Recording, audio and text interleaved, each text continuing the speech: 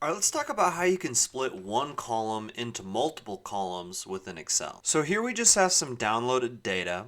We have the name of the company, what they do, the owner's name, phone number, email, their website, and where they're located. Now, we'll notice that all of that information is in column A or in one particular cell. So if we were to expand this, it's just a bunch of jumbled information into one cell. So what we want to do is separate this into multiple columns.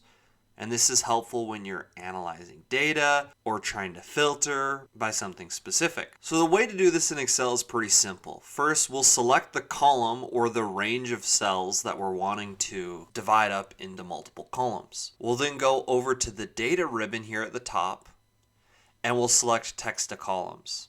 This little menu box will appear. Now we can either select delimited or fixed width.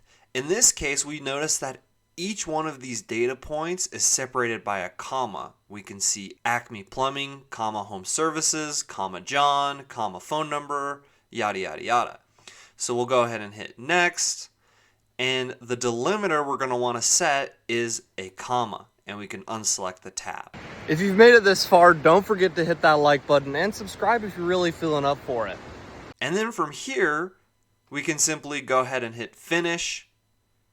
And if we expand all these columns here, we'll notice that now each one of these is in a separate column. We could then insert a row above, and this could be the company name, and we can add headers, so on and so forth. But there you have it. That's kind of the quickest and simplest way that you can split one column into multiple columns within Excel.